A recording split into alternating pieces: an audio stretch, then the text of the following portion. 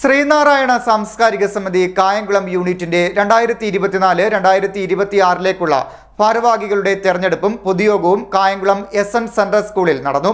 സമിതി സംസ്ഥാന പ്രസിഡന്റ് കായലിൽ രാജപ്പന്റെ അധ്യക്ഷതയിൽ കൂടിയ യോഗം ഇന്റർനാഷണൽ സെക്രട്ടറി വി ശശിധരൻ ഉദ്ഘാടനം ചെയ്തു.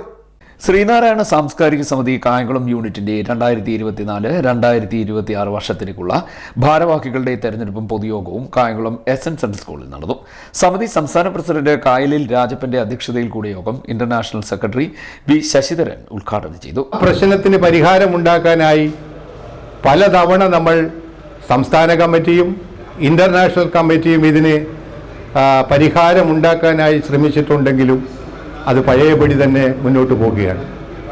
ഇപ്പോഴത്തെ ഇന്നത്തെ ഈ തെരഞ്ഞെടുപ്പ് തികച്ചും ജനാധിപത്യ വ്യവസ്ഥയിൽ തന്നെ നടത്തണമെന്ന് സംസ്ഥാന കമ്മിറ്റിക്കും ഇന്റർനാഷണൽ കമ്മിറ്റിക്കും നിർബന്ധമുണ്ടായിരുന്നു.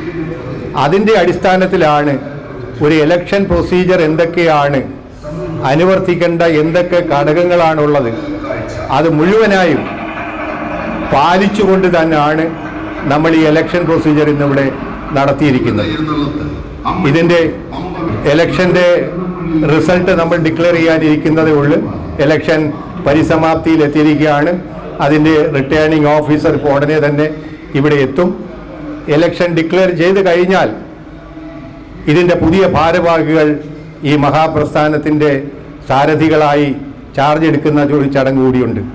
നമുക്ക് എല്ലാവർക്കും ഒരുമയോടുകൂടി ഒരു കൈയോടുകൂടി നമുക്ക് ഈ പ്രസ്ഥാനത്തെ മുന്നോട്ട് കൊണ്ടുപോകാൻ ദൃഢപ്രതിജ്ഞ ഇന്നത്തെ ഈ ദിവസം എടുക്കണമെന്ന് കൂടി ഗുരുദേവനാമത്തിൽ ഞാൻ നിങ്ങളോട് ഓരോരുത്തരോടും അഭ്യർത്ഥിക്കുകയാണ്.